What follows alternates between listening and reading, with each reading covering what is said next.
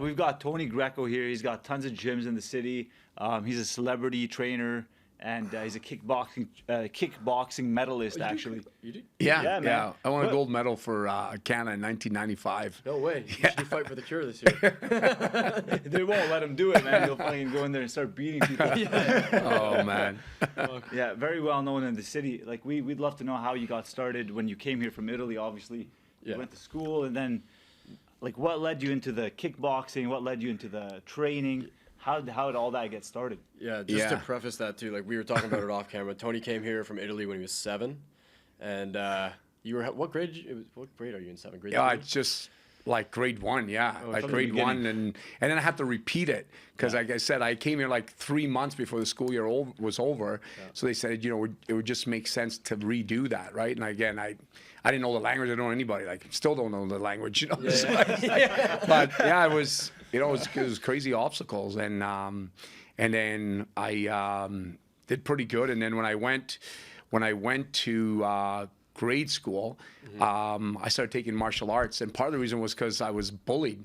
Back then they called it bully. Well, now they call it bully, but back then it was just, you kind of had to Kids make a being presence kids, in your yeah, grade yeah. school. But I remember I had like, I was like backed up into a station wagon. Remember a brown station wagon in front of Kentucky Fried Chicken on Wellington, and it's because I went to this school, Holy Rosary. Now it's changed, and it's funny because you get all the guys at school, like all the guys that want to beat you up. But yeah, and my dad always told me if I beat somebody up and you come home, he was going to give me more beating. So I never really laid a hand on anybody. But then I got beat up pretty bad, and then I came home, and then he's kind of saw me all bruised up. I'm like, well, look, you told me not to defend myself. So then he just kind of gave me the green light, and then I started to kind of make a presence, and I took martial arts to really beat up people. But it actually the opposite. It taught me how to calm down, right? So I hear that a lot. yeah, it taught me how to calm down. So I think that mindset of always,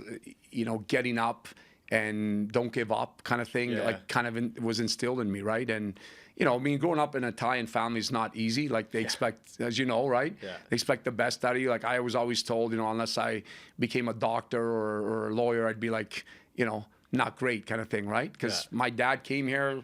My mom's like grade 2, 3 education, started working at a restaurant. My dad did, construction, what every 99% of, Italian parents do. So yeah, it was, but it's good. Now I could share the progress with others. Was it difficult, like growing up? Like how long was it difficult for? It was probably difficult growing up, but you didn't know the language when you first came here. You're getting bullied and shit. Like what? And do you think that kind of played a part into your success and your mindset to where you are now? Yeah, I did, because it taught me, like I said, it was a tough upbringing. Like my dad, the discipline was pretty tough, without getting into details. So it was either kind of, survive or, letting go, right? And I remember like at 16, I was like, okay, this is it. Like it's either going to be me or you, right? We're going to have it out here. And that was where it was like over the top. I remember that evening like crazy. It was just like, he was aggravated for some reason. It's like, okay, like we're going to go at this. And then from there on, he kind of let off a bit on the discipline. And I guess that, again, was instilled in me, right? I believe that people go through obstacles in life, and whatever obstacles they go through that stops them from like hindering their positive growth, and they come through, it instills in their mind. And I think that's what carried out. Like that's why certain personalities and certain situations where you work with people that are very similar to your kind of vision. It's like never giving up. Like where if someone says, "Oh, I don't know if that guy can do it," you're like bullshit in your head. Like you're subconsciously kind of telling yourself all these different things. That's like not to kind of listen to what they're saying, right? Because I don't know, it's just because you've been there, you've done that, so you know that nothing can be worse than whatever has happened to you. Yeah, exactly. 100%. So that's a tough like DNA mindset that people need to instill, when they're dealing with stuff. It's not easy. It's not easy. It takes a long time. Like people see like me and they're like, hey, like, because growing up I was not the same person I am, not nearly close to the person I am today. Yeah. And like even some of my buddies are like, man, like how do you do this or do you do that? I'm like,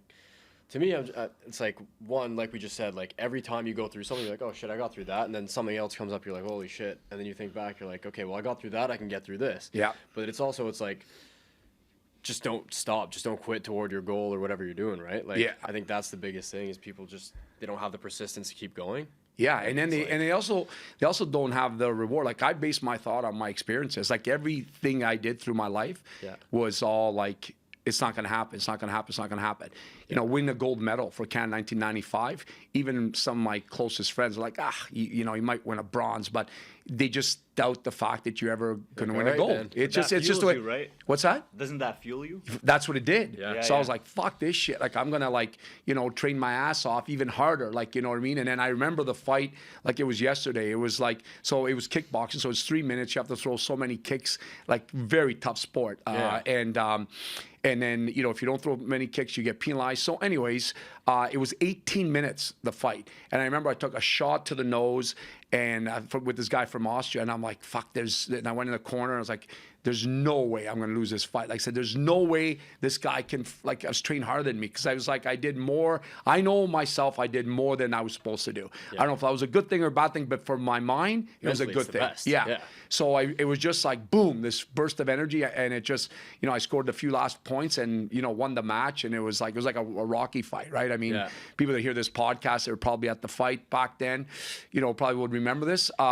Anyways, it was a good feeling. And that's kind of what really started my career was like, you know, is this what fitness is all about? Because people always ask me, like, you know, how do you get involved into fitness and stuff? And I remember I said, like, that whole experience of persevering and the feeling of, like, triumph and just, like, you know, having it. It's like, everyone should experience this. For sure. Not necessarily to go out there and win a gold medal. That's great, but everybody should experience that feeling. So that's why I always say, like, fitness is for, it's not just for the elite, it's for everyone. And that's what made me get into fitness. Yeah.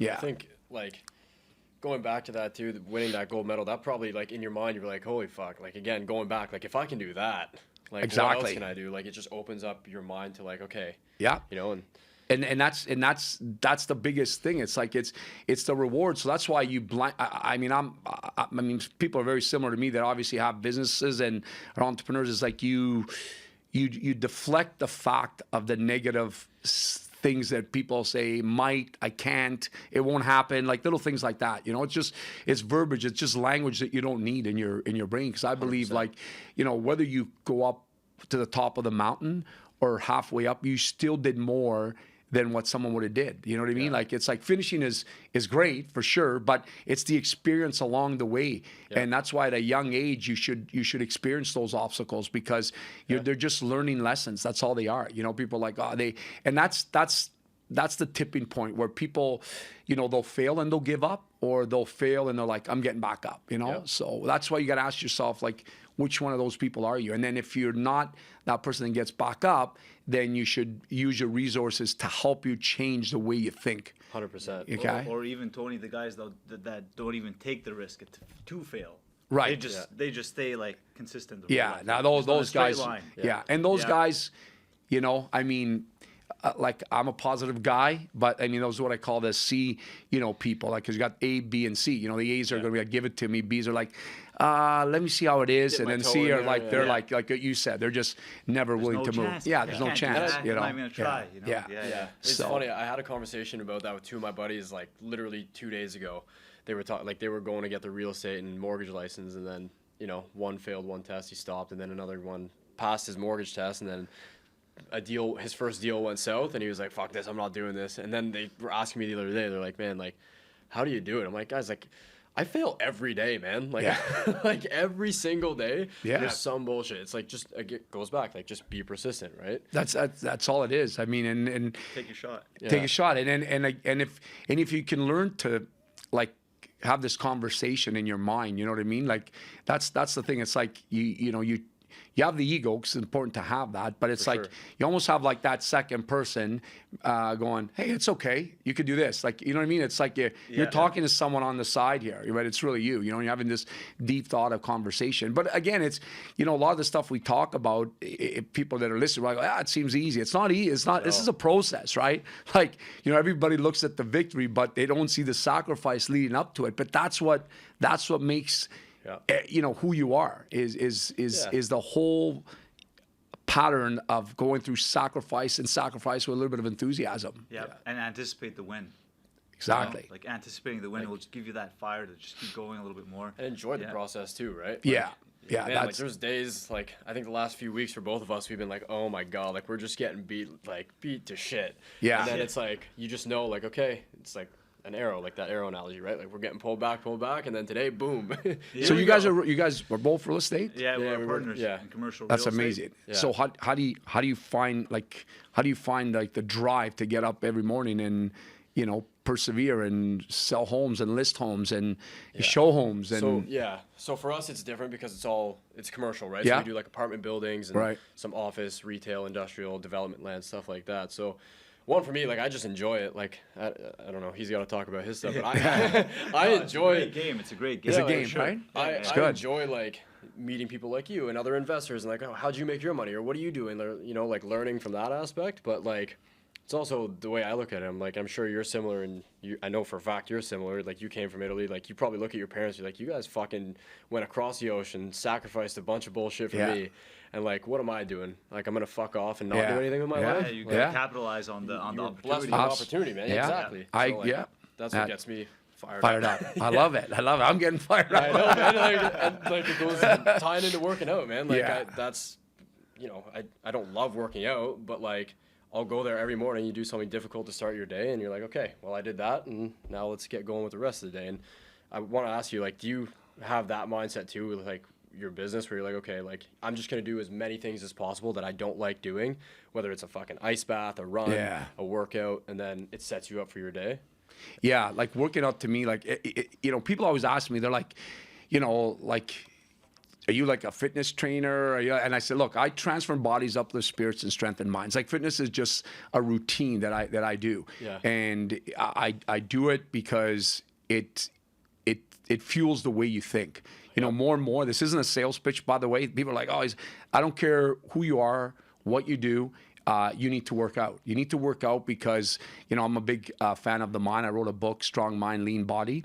And Strong Mind, Lean Body. That's my book. And you know what? And I wrote it because I said, it's not like, oh, well, whatever, he wants to write a book, because I wanted to share the progress with others, right? And I get a high because when you get up to the mountain, you want to bring somebody up with you, and then so on and so on and so on. And that's, at the end of the day, it's all about legacy and memories. Like, let's face it, right? So I said, working out, like, okay, whatever, it makes you feel good. In my early 20s, I'm like, okay, I want to be buffed and be on the beach, rip the abs, pick up chicks, all that kind of stuff, right? That's what goes through your mind. But later on, you start to realize it's about longevity. It's like, I remember writing the book, and I went into an adult living center. I'm like asking a few people, like, that are in a walk or in a cane, and said, what would you would have done? Like, and they said, well, spend more time with people I love, because we all sacrifice that with businesses. We don't maybe see the family as much as we should. There's things that happen. Yeah.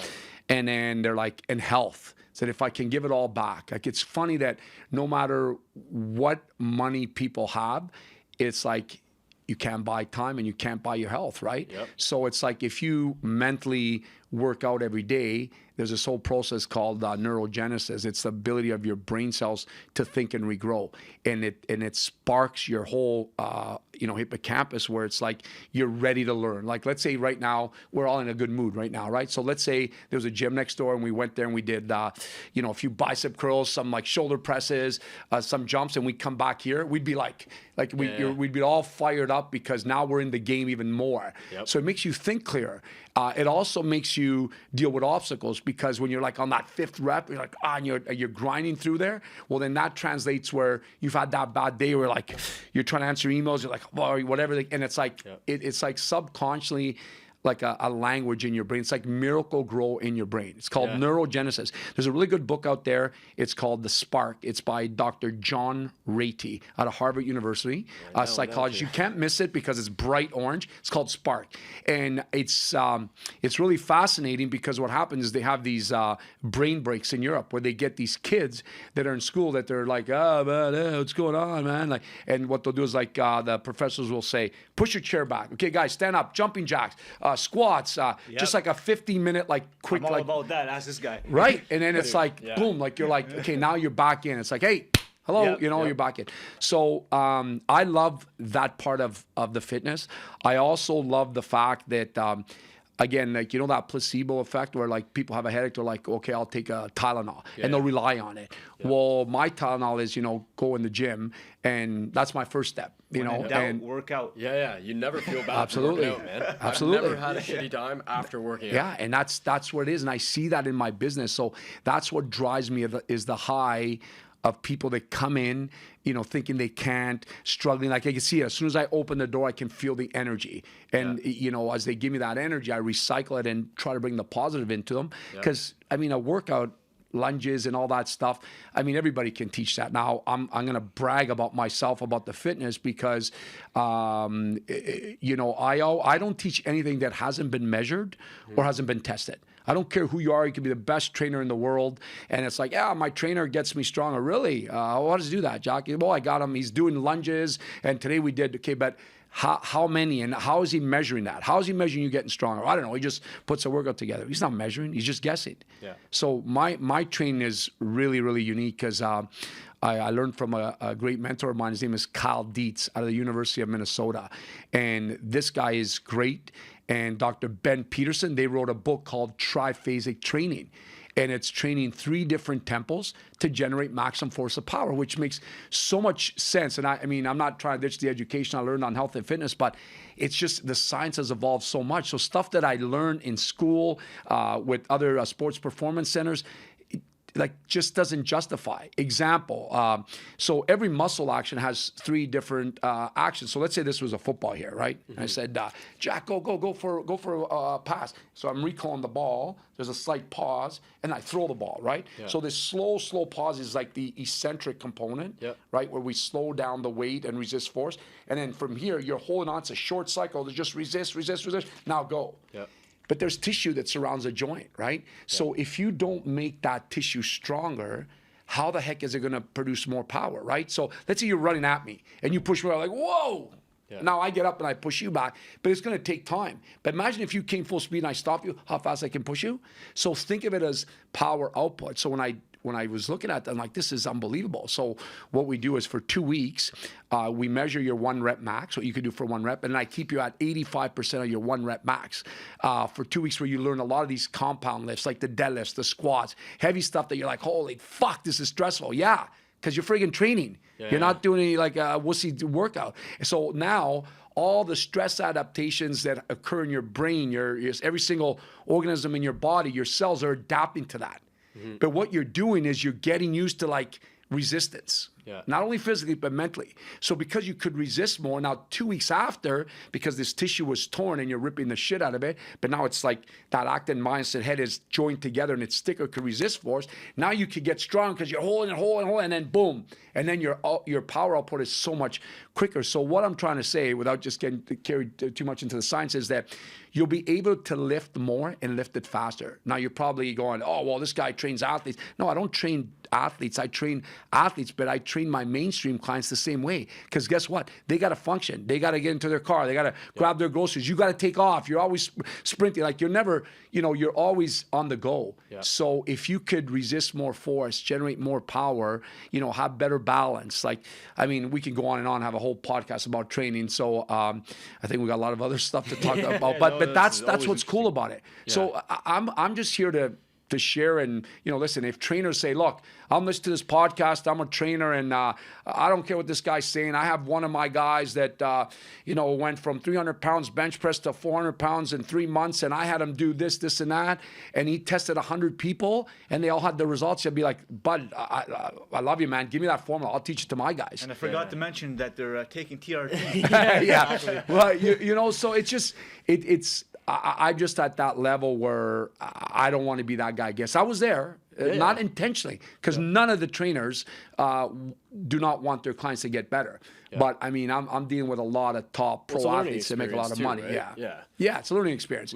Would you say you're like, I know we talked about you training athletes and then your mainstream clients, but in general, would you say you're training for functionality and just every day?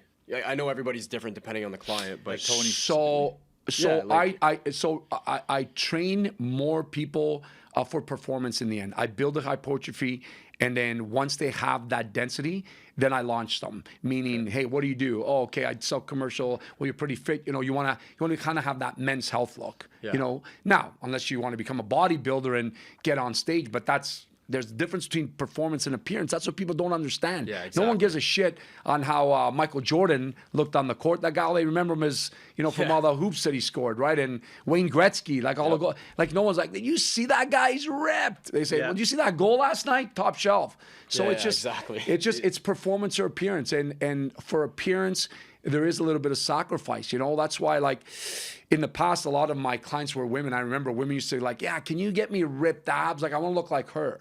I'm like, okay, bring me a picture of yourself tomorrow.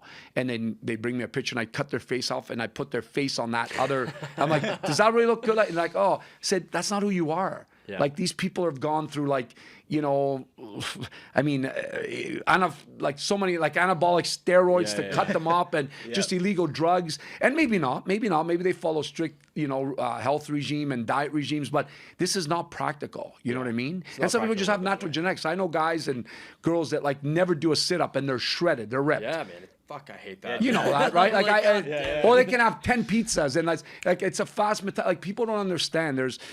Just accept who you are, you know what I mean? And understand that that's the best of things. So one of the things I do is I educate my clients that it's not about the way you look, it's about the way you feel. So if on your skeletal system, the majority of flesh is dense muscle, then guess what? You're a friggin' solid dude. You're a sporty chick, man. Like, you look good. Accept yourself. Look in the mirror and say, hey, I love myself, because you're good. You're good. I feel like it's social media too, right? Like, fucking everybody sees throwing people off. Yeah, well, everybody sees the best of everybody, and then like we talked about earlier, like it's not the reality. Yeah, well, that I know for sure, because I got some of my instructors that, like, are pretty buff guys, and they see a lot of these girls on social media, like, she looked good in the picture, but that's not the way she looked. And I was Let me like, tell you, brother. like, the DMs didn't look the same as the profile. There's been this post going viral of that chick. Was it you that sent it to me? I don't know, but I know which one you're talking about. How does that? Before and after? Yeah. Should, like, take her swimming on the first date. Yeah, Like, you you guys know a friend that's actually picked up a chick on, like, social that, like, her profile looked good, and then they went to meet? No way. Okay, I want to hear this one. We can talk about it after. But it's crazy, right? man. Like, it's crazy, and it's unfortunate, because I mean, society's sad, nuts man. now. Like, Yeah. it's fucking sad. Like, everyone's trying to compare themselves to each other in this, and I think we're starting to get a little bit better now. But, like, it's just, like, it sucks, dude. Like, people always want to try and be someone they're not, and I think it's easy to fall into that. Yeah. A lot of women are going crazy on Even on guys, those dude. things. Even Even guys, guys for sure. started. Yeah, of course, Like, of course. see Tony, I'm like, fuck. I need to get me in the gym right now. Tony, sign us up, man. Oh, Sign us man. up. So, Tony, when did you take the jump into starting your own business, like your own gym? Yeah. So my business partner, Paulo, we started like in 92. And we started martial arts. My background is martial arts. I taught martial arts for several years. I learned martial arts at age 7, 8, 9, 10. And I had a partial football scholarship because I played nice. football. And then that didn't kind of work out. And then I came back. I continued the martial arts. And then my instructor said, look, you should open up a martial arts school. So I talked to my business partner.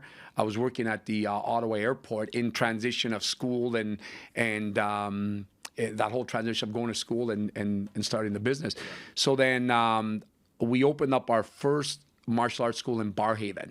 There was like not even 10,000 people there. So we were working part-time, and then we had our business part-time. We took a $10,000 new venture loan. I was shitting my pants because my parents didn't even know this. So his mom spoke better English than my mom, and she filled out all the papers and stuff, and we're like, holy fuck, like $10,000, like this is crazy, And then we paid that back. So we started the martial arts school, and then we were kind of going up and down, like deciding which way to go. Do we keep working? Do we go full time in the business? So we started getting really good results with the business, and then we said, the heck with it. We threw in the towel. We quit, all our benefits, all that kind of stuff. But we were still young, right? So we started to just boom in the martial arts studio. Like we had like 100 members in 2 months. So he was doing a lot of the selling. I was doing most of the teaching.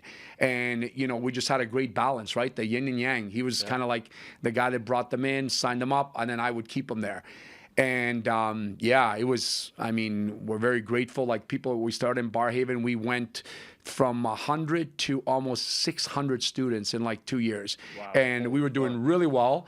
But one thing we were very happy about is that the value, because I've always learned in business that you need to put the passion first. You know, like for me, like, yes, the money was great. I'm not going to lie to you, but it was just rewarding to see these kids, you know, get like a belt for their next ranking. Like the confidence was huge, the discipline. Yeah, like I had like neighbors with one guy saying just randomly, a guy's like, yeah, listen, whatever you did with this guy, you know, continue, because he was a bully in the area. I'm like, this guy, like I didn't even, you can kind of expect it, but that's how like the effect it had in the community. Doing good. Yes, it was like, it was very, very rewarding. And then the only thing that drew me away from that after several years, because, you know, you get older, you get more mature.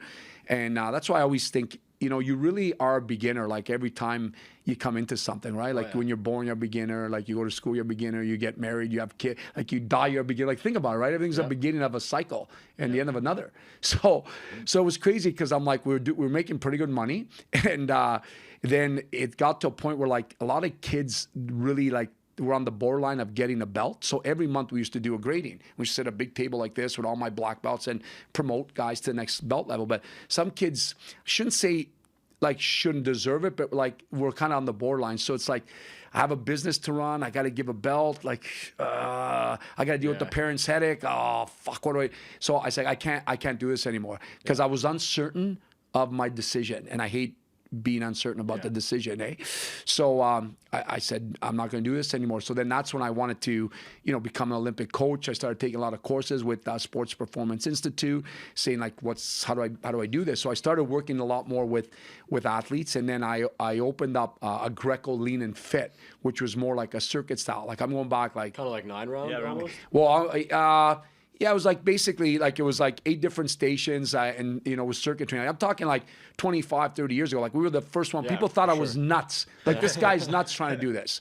So this is how crazy it was. So we went from 50 people to 350 in 6 months. Then we opened up our second location, which was in the middle of a farm field. And the only reason why I did it in Manotick, where I live now. So my client, he's like, he had some land there, and he's like, I'm developing this land, blah, blah, blah, blah, blah. So we had the place that was on the second level.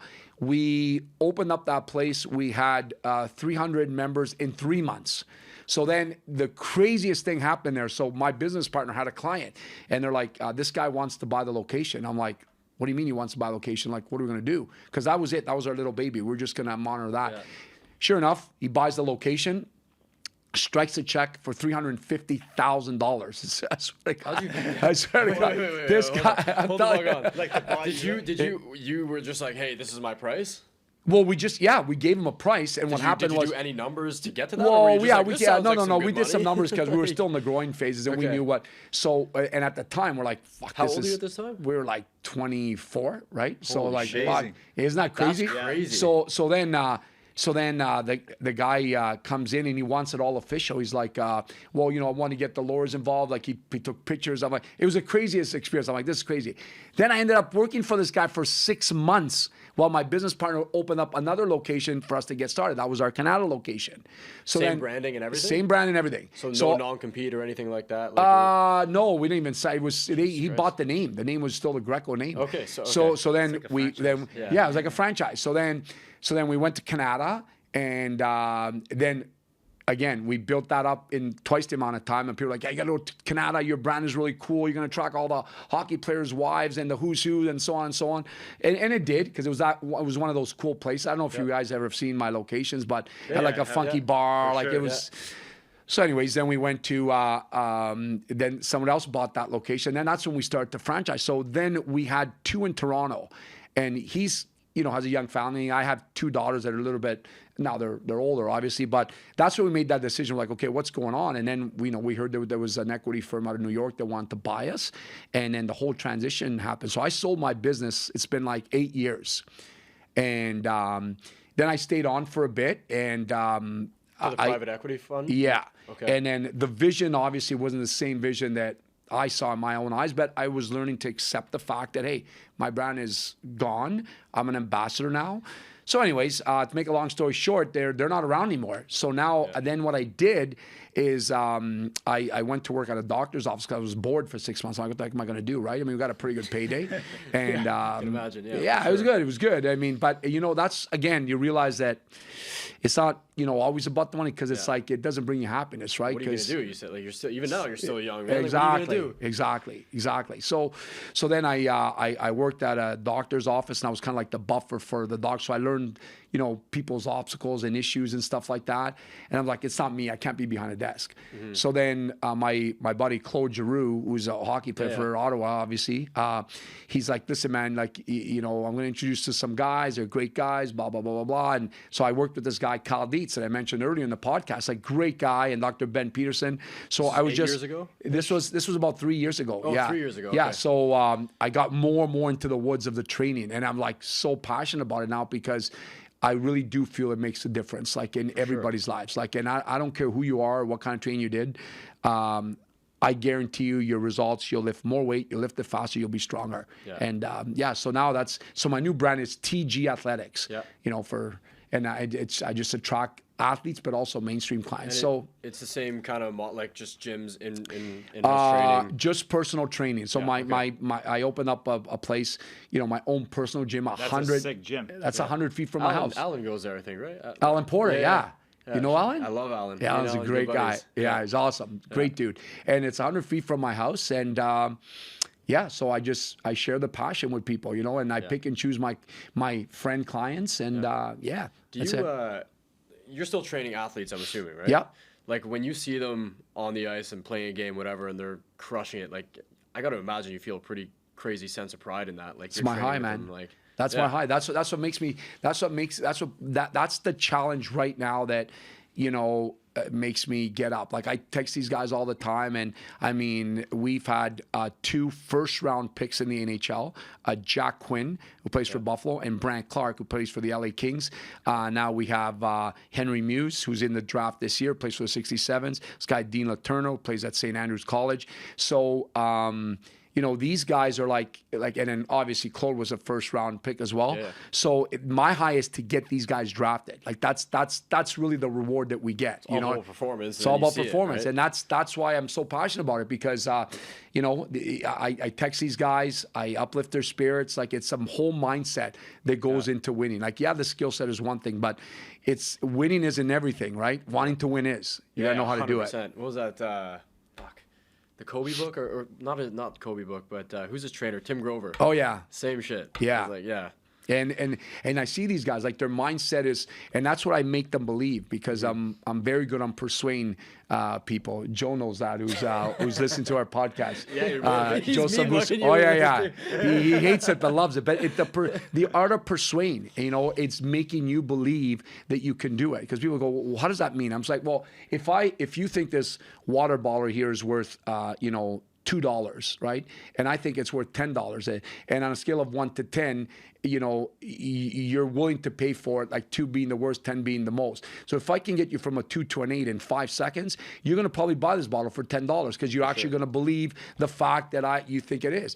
And a lot of it happens like that. It's the art of persuasion. So I'm big on visualization. Like I tell these athletes, listen, I don't care you got a good skill set. I want you to visualize the night before that, you're coming down the right wing, left wing, deking this guy, you're scoring in the top shelf, because whether it's a physical thought or a mental thought, your brain thinks the same thing. Yep. So if when you're on the ice, you're more mentally prepared for it. I'm not saying it's going to happen and you're going to close your eyes and tomorrow you're going to score a goal, but you're more mentally prepared because you're going to do it anyways. You still got to get on the ice. You still got to skate. You still got to do your warm up. Yep. I'm just using, a hockey player's perspective, but this applies into everybody's life. Yep. Like seeing is believing. You know that saying, right? Well, if you can't see it, how the heck are you going to believe it? Yeah. Like, do you see it happen? Do you see the visual? Like, do you see it in your own mind? Do you have that clear vision? I do. Okay, now take action forward. Yeah. Okay, and now you're going to hit obstacles because every day is not going to be sunny. You know how nice it is today, Yeah. right? Everybody's in a good mood. If it was gray, we'd still be in a pretty good mood because we're pretty positive. But it has its obstacles.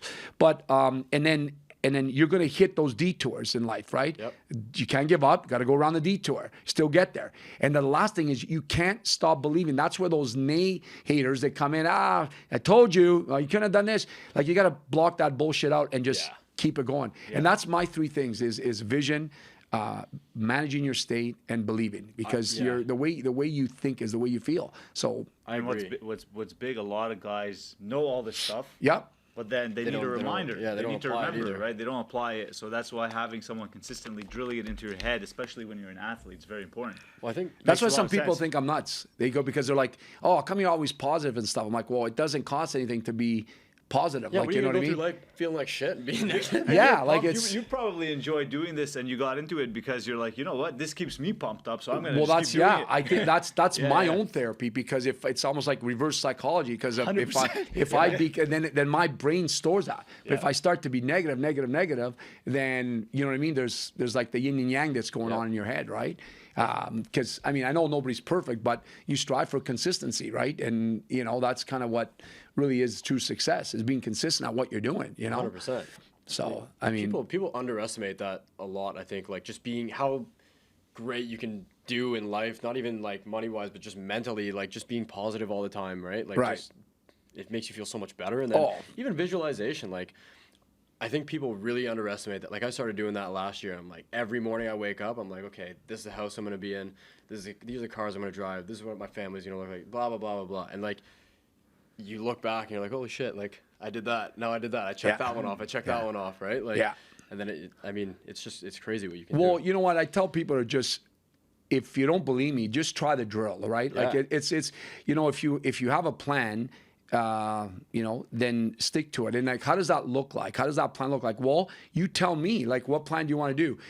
Design your framework. Put pictures, because maybe you're one of those people that has to see a picture because you have to visualize things. I'm like that. Like, I got to see it, right? And then what are the steps that you take every day, you know, towards that? And then at the end of the day, how do you rate your performance, right? Is it 1 being the worst, 10? Like, what did you do today to make yourself better and to make your business grow? What did you really do? Did you follow that? And I mean, I'm not saying to put, you know, full throttle, but like do something every single day. Like practice your daily disciplines, you 100%. know? And sorry to cut you off there. Joe, stop sleeping over there, right? Do you like, are you big on keeping track of that? Like you said, like at the end of the day, are you the guy that, or you've just done it so much now that you know? Like for me, you know, if I'm going through a bit of a, you know, a rough patch, or, you know, business is a little bit slower, or feel like I'm, you know, slacking in certain areas of my life, I'll, at the end of the day, write it down. Okay, this is what time I woke up. This is what I did today. Did I get 1% better toward my goals, right? Like, are you big on writing stuff down like that, or for you it's just automatic? I was, and I strongly believe that you do. You know, I remember my football coach said a short pencil is better than a long memory, and I suggest you do, because when you do it, it reminds yourself. I shouldn't say comfortable, but you know what I mean? I should be. For so many years. Yes, right? I've done it for so many years. I'm very routine, but I should keep doing it more, because don't forget, you know, getting there is one thing, staying there is another. And that's really what got me there, is writing down those things on a regular basis, you know, and I used to do it all the time and just cross them off, you know, and I mean, I've done it so many times, but you should definitely do that. I strongly recommend everybody, because, you know, if you see something every day, you're leaving your house, but you still have that picture in your mind that you have to fulfill. And then at the end of the day, when you review that stuff, then you're like, oh, gee, and you're more in tune. Like, you know what I mean? It's like reading a book. People get smarter by reading. You know, I forgot the stats that if you read a book every week or something, increases, like, you know, that's medicine to the brain. Like, make yourself better. That stuff doesn't cost anything. So whatever it is that you're doing in life, just have a little bit of some kind of direction, you know what I mean? And then each individual's like that's listening might say, well, I don't need that. Well, I need that. You know, just analyze yourself. Like, you know, where are you on a scale of 1 to 10, 1 being the worst and 10 being the best? Are you like a guy that's very regimented, like, you know, writes things down, is on time? Like, really write those values and do a self-check, okay? You know, people look kind of when you're interviewing for a job, they do a checkup. Well, do your own self-check. Are you disciplined? Yes. Are you on time? Do this. What are the values? Is it money? Is it relationship? Is it health? On a scale of 1 to 10, where is that value right now? Oh, I eat like shit. Well, that's a 0 then. Oh, I eat great. That's a 10. Oh, what about money-wise? Am I financially secure in 10, 15 years? Holy shit, I better keep going. Like, just do a little check. And then all that does is it gives you that reset, right? People always post stuff, reset 2024. Well, reset 2023. Yeah, sure, keep splashing the reset, but action speaks louder than words. You gotta write down, and you know, admitting to yourself is one of the greatest gifts you can do. Like, it's okay to be hard on yourself and say, I really suck. I gotta get going here. Or you know what? I'm friggin' great. I want to get better. You know, like there's nothing wrong with that. Those are compliments to yourself. Like, you know, acknowledge, accept, and adjust, the 3A rules. That's all it is, man. I think people too have a hard time about being. You like that one? Yeah, Joe loves these things. He's I think people have a hard time though, like taking accountability and looking back and being like, okay, well, did I really eat like shit? Like, I had like, you know, steak and fucking rice and asparagus. Okay, well, did you have a bunch of sauce? Did you, you know, just as an example, right? And I think, you know, me and Jack have been doing that a lot, like just keeping each other accountable, and like now we're reading the same books, and it's like, okay, how do we apply that? And like just within the last like 3 months, the shift in business and the systems that have been put in place, it's like, it's crazy to see, right? And I don't know, having someone to keep you know what, tell accountable those is huge. people, I say, look, there's 2 things that motivate you: pain and pleasure. You got to associate your thoughts with that. If you're severely obese, and for whatever reason, let's say it was you know, an issue mentally or I agree, okay, that, you know what, hey, you know, the stuff that someone can do is very limited. Like, you know, who do you think you are, Tony, trying to call this person obese? I understand that, okay? But if you're that person and you could physically work out and your doctor suggested for you to work out and make better changes, well, I say, you know what? Do 2 things. Take a picture of yourself, look at yourself in the mirror, and, you know, associate that thought with pain. Because when you see yourself and you don't like what you see, then you better do something about it, because you can. Where that person that is in your situation can't, because from whatever physical or mental issues that person might occur, but you can. So what's your excuse? Laziness? You know what I mean? Like, that's, and sometimes that's what it takes, because it's like, I mean, if you associate that thought with pain, then it's going to drive you to do it. So and if I tell that same person, I say, you know what? You lose 100 pounds, I'm going to give you $10 million. Boom. Well, that thought is going to be associated with pleasure, so you're going to go and do it. So you see, like, the pain and pleasure is always a big thing. So how bad do you want it, right? So that's why I dislike, not going to say hate, I dislike when people say, oh, well, I've tried it. Bullshit. You know what? You haven't tried hard enough. You don't want it bad enough. Stop saying that. Stop lying to yourself, because you're putting such a bad message in your brain. Just friggin' do it, because you know what? If you don't do it, you're not going to be around in a week to do it, or maybe a month. So it's like, you know what I mean? And then there's so many people that are willing to help people do it. Like, people are generous in this city. I got to admit. I mean, I'm sure they're generous in every city, but when someone needs help, they're going to do whatever they can to help that person, especially if they want the help. 100%. You know what I mean? So it pisses me off, because I hate, like, losing, right? So, you know, and that's just the mentality, right? And so pain and pleasure are the same thoughts that occur in everybody's thought patterns. And you know what? I've used that strategies. I remember I had this girl that was like 120 pounds overweight, and it was the same thing. She kept finding excuses. She knew it was an excuse. So finally I said, take a picture. I said, of you naked. I said, and you look at yourself and see what you see. Sit in front of that mirror when you're sitting there eating that ice cream tub at 11 o'clock at night, because that's what makes you feel good before you go to bed. You tell me if you like that. This girl was crying in tears. She used to come and do motivational speaking with me, and I used to get on stage and show the before and after picture. People used to cry watching the picture, because, again, it was just, because people are food addicts, right? 100%. You know that, right? And that's, you know, and it's tough. It's like an addiction.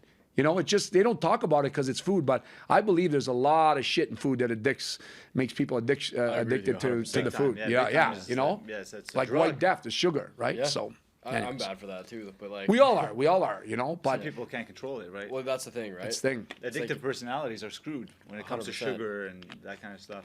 Oh yeah, for Yeah. sure. Yeah, it's man. I'm thinking back at that. Well, like it's just temporary pleasure, right? And then 10 minutes after you do it, like you're gonna be fucking mad. You're gonna be pissed off. Like Yeah, for tons what? of behavior changes. You know, they've done several studies on, you know, rats, on how they've given like, you know, sugar, and they've given like illegal drugs, and you know what? After certain weeks, they went to the sugar, which goes to show you. You know what I mean? Like crack cocaine and white death. So one's illegal, one's is not. But I think the sugar is probably even more worse than that. You know, but sure. it's crazy. Like the studies that are out there, like are. I mean, it's impeccable, and it's so. I believe there's a lot of you know, ingredients in food that are really, really bad for you. I remember one time I was trying to get a product in when I had my radio show into the grocery store, and this was a person from Health Canada. Yeah. Was saying you got to put more sugar to preserve it on the shelf.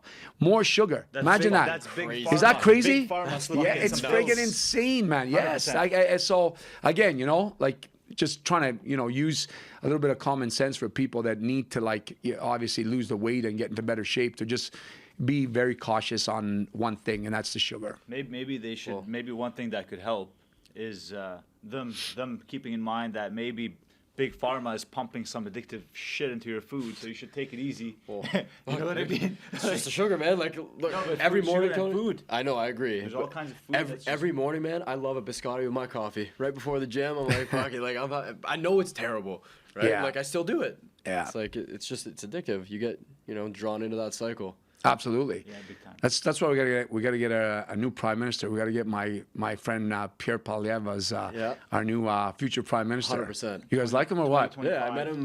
When did I? My buddy Shane had introduced. Well, not introduced. He brought us to. Shane Curry? Yeah. Oh, He nice. introduced or brought us to an event a couple years ago. It was like, you know, Eli Tannis. Yeah. So it was his event. We did Yeah. Illustrata. I met him. I got a photo. I'll show you after. Yeah. But Yeah. yeah. He's He one was of my- good. He was super down. He's one of my close friends. He's he's a beast. That guy there, again, it's not just politics, because I'm not big on the politics. Yeah. It's his work ethics. And again, I admire people's work ethics. Yeah. So this guy's a beast in the gym, and a beast. Yeah. You train him? Yeah, man. Okay, And he's right. he's a beast. He's Yeah. a beast. Doesn't give up. But again, his mentality of a strong mind carries out in his political world. You know. But Yeah. anyways, I didn't want to talk about politics, but talking about perseverance. Yeah. So. Yeah. Yeah, that's fucking nuts. I didn't know you were good buddies with him. He was training with you. Who Yeah. would win in a fight, him or Trudeau? I put my money on him because he can box too. He Oh, just yeah? he's Okay. very humble. He doesn't put out stuff. He's not that kind of Yeah. guy. He wants to make a big difference in this country, and you know, but his work ethics are just insane. He never gives up. I think it's important to be around people like that all the time, man. Yeah, Like, they're just absolutely. always pushing you. Absolutely. Yeah. Yeah. So. Joe loves that one. Joe. We're on the live. Yes. Okay, so Tony, what separates the athletes, for example, the guys who are playing in the 67s, from going to the NHL? Like, is it hard work? Is it talent? What do you think separates them from Mindset. going? Yeah, mindset from going to that top level in sports. Well, there's a lot. I mean, age-wise, until they're ready for the NHL. But the biggest thing I think is the mindset. You know, because believing is not enough. You know what I mean? Like you gotta put in the time. You gotta put in the work. And there's guys that have a lot of talent. So if you have a lot of talent, I gotta outdo more than your actual talent, which means that if you take 100 shots a day, I got to take 2,000 shots a day. I just got to be that much better. And it's just the competitive edge. You know, it's like me, you know, trying to go in the ring in my prime with Mike Tyson. I got to work twice as hard, quadruple as hard to go into my state to believe to beat up Mike Tyson. You know what I mean? Because that's just the way it is. I mean, you got talent, and then you got guys that are kind of like on the verge of kind of They don't getting really there. want it as bad, right? Exactly. So it's like, how bad do you want? If I take your head and dump it underwater where you Yeah. can't breathe in when you come out, then that's So hard work prevails. Hard work, perseverance, determination, believing, like it has to be all in one, you know. And leaders, listen, look, I'm only going on statistics. Leaders that have been very successful are willing to do what others won't, you know. Staying up at night and going to practice at 12 in the morning because you can't sleep. Getting up, going to bed, going to the gym early, you know. Like, I mean, not too many people do that. A true winner's mindset is a person that knows that they're being licked before they start, but they decide to start anyways because they know they believe they can do it. That's real courage. Yeah. Do you ever see people, Tony, that like they have all the talent in the world but not that mindset, and then you're like, so wasted talent. Yeah. Do you? I'm sure, like I can tell it's pissing Gets me me off. pissed. Gets me. It's like, oh, you want because you know what? Because being an athlete, you've seen it and you know it's like that parent that has gone through that upbringing and those obstacles. It's like you're trying to share their progress with others, right? Like take advantage because you have this wealth of knowledge of gift, people that have been there, you know. And it's like, man, that's why it's like there's nothing worse than wasted talent because you'll regret that for the rest of your life. I should have, I could have, I didn't. Have you ever had to have that tough conversation with some people? I've had, yeah, I've had to because, like I said, that's sometimes it wakes people up. And then there's the people that know they have it and they think they can keep it. But getting there's one thing, staying there's another. Yep. When you're on top, man, you got to work your friggin' you know what off to stay there because someone's trying to take you down all the time. That's what people are chasing. I'm better than that guy. I'm going to do it. I'm better. Like people, you know what I mean? It's hard to stay on top. And that's why you got to admire, you know, since we're on the topic of hockey, guys like that are up there. You know, my friend Claude Giroux, I don't care what anybody says. This guy's been the most consistent. He hates to lose. He's first in the gym. He works his bag off. I mean, stats don't lie, you know, and this guy's like 36 years old and does he still have that mindset? He's unbelievable. Love it. He's one of my mentors. This guy was a kid that I trained when he was like 16 years old. He's one of my mentors, and man, I'm sure he's teaching that through his eyes to his kids, him and his wife Ryan. It's phenomenal. It's contagious. It's amazing. That's the attitude you got to have. Stay hungry. Yeah, yeah, for sure. Big time. And you dislike to lose. Like, you know, get pissed when you lose. It's a good feeling. 100%. Yeah, it makes you wake up. It's even losing to yourself. Like, fuck, I could have done so much better. Exactly. That day. It's like us when we lose a deal. We're like, oh fuck, this guy got it instead of us. Like, no way. And then it's piss like, you off, right? Well, yeah. Team, we're pounding the phones. And you don't blame the other guy. No, we blame ourselves. That's right. Like, oh, we could have worked harder. Exactly. Yeah. Exactly. It's it's definitely interesting. Like, have you? Oh, I mean, I don't know if you have anything else, but I was gonna. No, go ahead. I lost my train of thought here. I was like, oh yeah, no. What I was gonna say is like, is it rewarding for you to see a guy like Claude, who you trained from 16 to where he is now, and like? Yeah, because I see, I take it personally because I'm a competitive guy. I friggin' hate to lose. It sucks, and you know, obviously I can only do so much. So I live it now through my athletes, you know, like when they're there, it's like I'm there. It's like, fuck this shit. You got to win the game. Like, no, you got to get back up. You got to get in the gym. You got to work harder. You got a day off, get your ass in there. Like, have that mindset where like you just, you know, you're going to go through these things that are going to hinder your positive growth because you have to be there consistently all the time because it's a mental game. You can have a lot of talent, but if your mental game's not on, you're not going to skate as well. You're going to be anticipating things to happen. That's not the way it is as leaders. Leaders, you gotta go out there like it's already happened, right?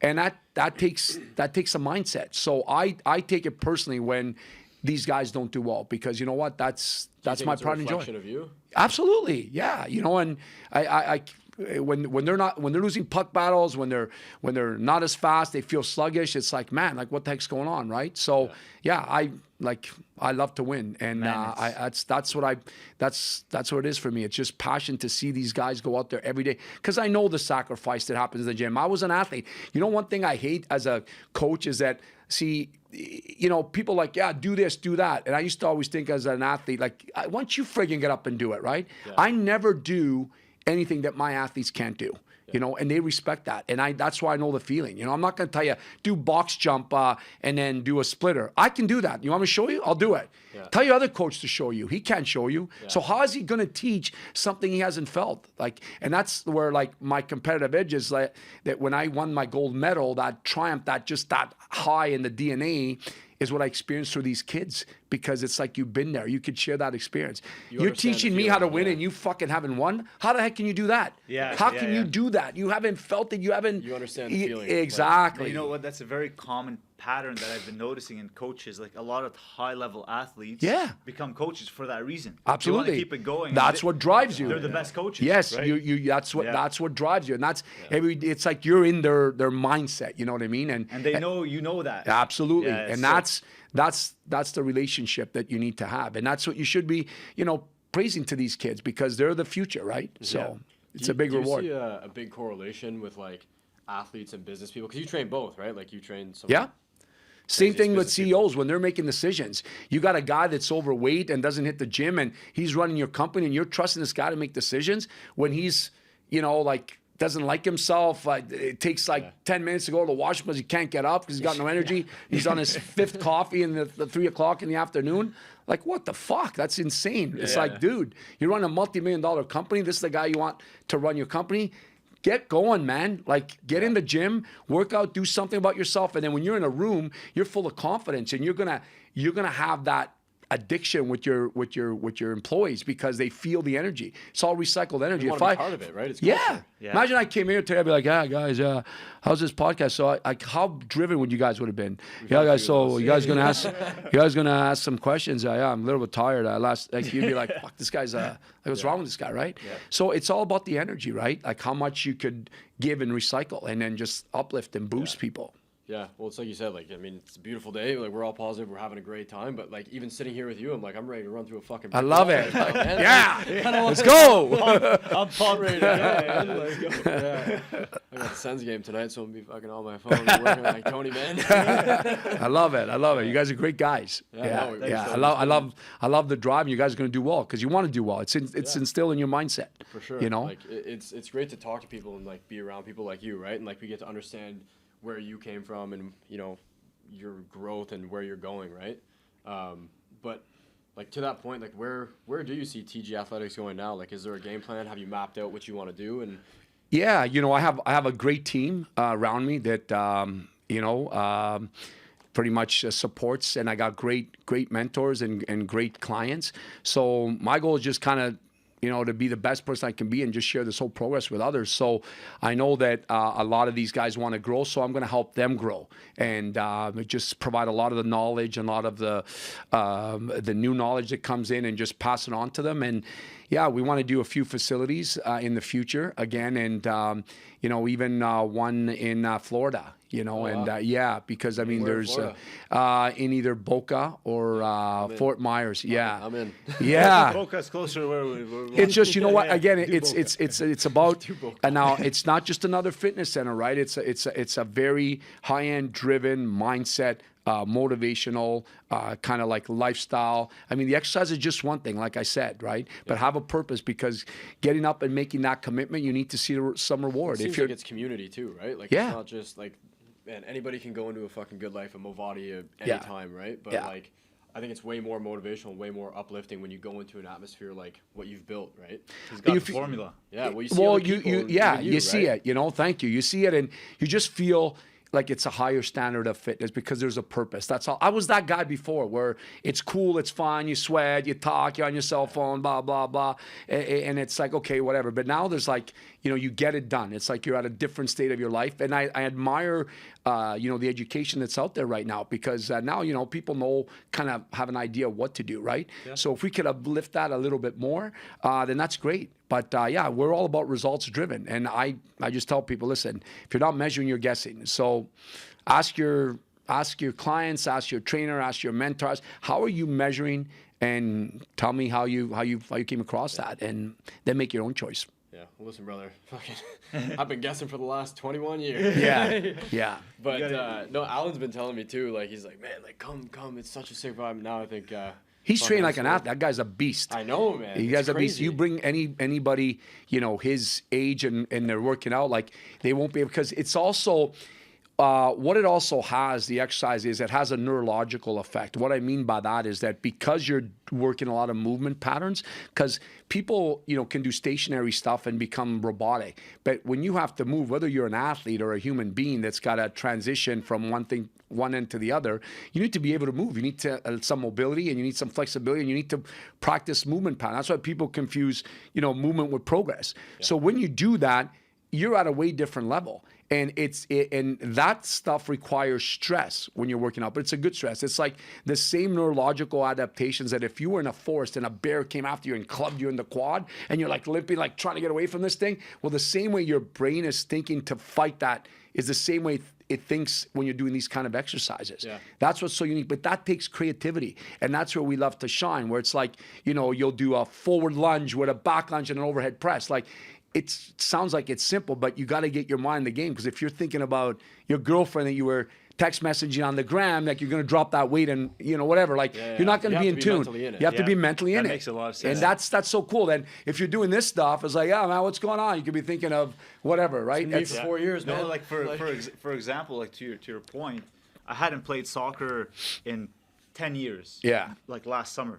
So I went to go play thinking that, because I'm still doing weightlifting, thinking that I'd be okay. I played after that game. My entire body was destroyed because you're moving in ways that you don't anticipate, right? So do you remember the Rocky and the movie and with the Russians train with all the technology, and then Rocky's like this is the way you move. You can't train for a single hockey game. I can't say, hey, tonight when you go to the game, see this guy come in the corner, do this. Can't train for a specific hockey game or a specific sport, even your day, because it's going to change. Yeah. But you could improve your balance, you can improve your flexibility. So if you were to occur in that situation, your brain's like, hey, Jack's okay, next step. Yeah. Whereas if you never work balance, like, oh my God, is he okay? Yeah. And then, exactly. That's what a lot of people, there's a whole neurological effect. If you work balance, you're going to be better on balance. Like I work, most of my clients work out bare feet. And people are like, what do you mean bare feet? I'm like, well, because everything stems from ingraining that big toe. If you don't have stability when you push off, then the arches of your feet collapse, your ankle goes, your knee goes, your hip goes, and it's like, oh my gosh, I'm weak. But it started from your toe bud. Like, like all those simple ankle exercises that people hate to do, those are game changers. Those make you feel better. Better to do it raw like that. Yes. Like, don't wear the fancy shoes. Yeah, you're going to see such a huge difference. Firing pattern, like using your glutes, and your hamstrings. Like people they use the wrong firing pattern. Now, you might never get injured, but you're not, it's like when you're driving a standard car and you're grinding the gears. Your car's still driving, but you're like friggin' grinding the shit out of them, right? So, well, you know what I mean? It's like just simple stuff, right? Training is a whole process. It doesn't happen easy. And I'm still learning. Like, so, but I don't do anything that I used to teach before, because it's a whole learning curve. Like, I never used to work out barefoot. Now I'm never on my shoes when I'm in the gym. I'm always barefoot. I work out barefoot. I don't do a lot of high reps because you're losing velocity. It's like, why are you doing 12 reps for? Are you trying to gain muscle? Okay, well, if that's the case, but that's the other reason, like, that people get all, like, it's like, what do you mean? I can't do 12 reps? You can do 30 reps. I don't care how many reps you do, but what are you doing it for? Is it for speed? Because I know you can't lift 12 reps really fast. You can do 5 reps really fast, at a lighter weight. This is all things that, it's not the client's fault. The trainers have to address, what is it that you want? What's the goal? Yeah. Exactly. Yeah. What's the goal? And then if you're not achieving your goal, well, get rid of your friggin' trainer, man. Like, you know what I mean? Imagine you going to work every day and you're crushing goals every day, and then your boss doesn't reward you. How motivated are you going to be? Not too motivated, right? Well, it's the same thing. I'm getting up in the morning, I'm working my butt off, I'm doing all these things, and then all of a sudden I'm not feeling. I'm like, well, what the heck? What am I doing this for, right? Yeah. So, that's why it's so important to see the difference, right? It goes back to the pain and reward thing you were talking about, right? Like, what's going to motivate you? Yeah. Like, we just did that with our team too. We're like, hey, if you hit X, like, we will buy you this. Yeah, that's good. Or you will get this. That's good. They're like already like they're like, hey man, like they're calling us every day, be like, hey, I got this, I'm working on this, and this, like I'm chasing that. Like Yeah. you said, we told them we buy them watches. Yeah. They're like, they love it though, right? That's Like, amazing. That's amazing. No, that's the things, because it keeps the vibration up really high, you know, and sure. and people are, this is what they want. They want to feel that high. But it brings you know? that culture and that energy to the rest of the team too. So if someone Totally. else is slacking, they're not pulling their weight. Well, now they're like, okay, well, either I'm cut out to be here and I got to step it up, or maybe I'm not meant for this organization or this team or whatever, right? And then Right.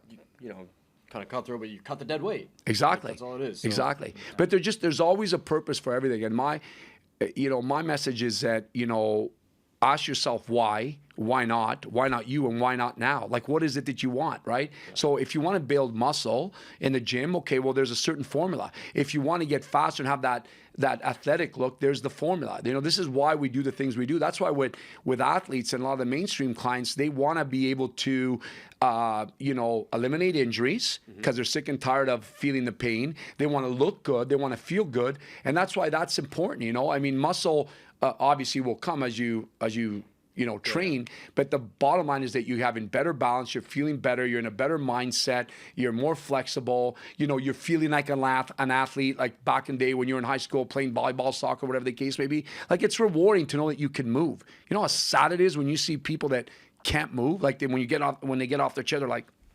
yeah. You know what I mean? Yeah. Or they can't like reach down and tie their shoes. Like, you ever see that? If you ever walk in a mall, you see guys that are like, oh shit, I don't want to end up like that person. All the time, man.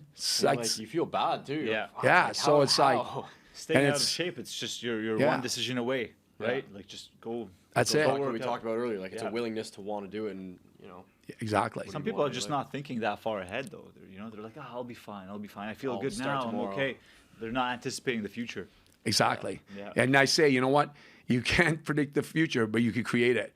And you better get going. Yeah. Yeah. Because that's a good- time's running out. You know, I think, I guess we could finish off I guess how many gyms do you have now? Like where? Just one. Or no- just the one. Yeah, just the one. Yeah. Okay. No, I'd like to know, before you got acquired, like, how many gyms did you have in all? 16. 16? fuck. Yeah. Where? Well, All in Ottawa? I had 14 in Ottawa and 2 in Toronto. Okay. One on Blue Jays Way and one in Oakville. And that's when we had the firm, like, you know, come and approach us to buy us. That's crazy, man. Yeah. Wow. Crazy. She never ran a studio, so she just ran right into the ground, and daddy's money just went fucking down Man, the it's gotta be tubes. fucking frustrating Fuck. seeing something that you built your entire life going you know Was- who you are. You're the fucking brand at the end of the Yeah. day. You can rebuild it, but it's gotta be frustrating. Yeah, it was frustrating because, I mean, it was good, paid it, but it was frustrating because people still remember Greco. Like, to this day, it's fucking crazy, you know? Like, You had big one of name. those it was. right off, They remember, and that's the sad part, but, you know, whatever. Yeah. It's all good. Yeah. Okay. Man, that's good that you've got a new brand going. Yeah. TG. Yeah, I that's guess it. And that's, technically speaking. at the end of the day, I look at it and say, you know what? Greco was a name. TG is the guy. Yeah. It was meant to be TG. 100%. Yeah. So one gym. Where can people find you? Instagram. So Facebook? people can go to tgathletics.com. They can go to Tony Greco TG on Instagram, TikTok, and YouTube. Yeah. And and then that's it. Yeah. Sick. Perfect. Thanks Yeah. for coming in, man. Yeah. This Thanks for having me, man. That was And awesome. More fun ones we've done. best of luck. You guys are gonna just rock. You're killing it. I love Appreciate it. it. Keep going. Yeah. Stay hungry. That's right. Stay hungry. In the hustle. Yeah. Exactly. Yeah.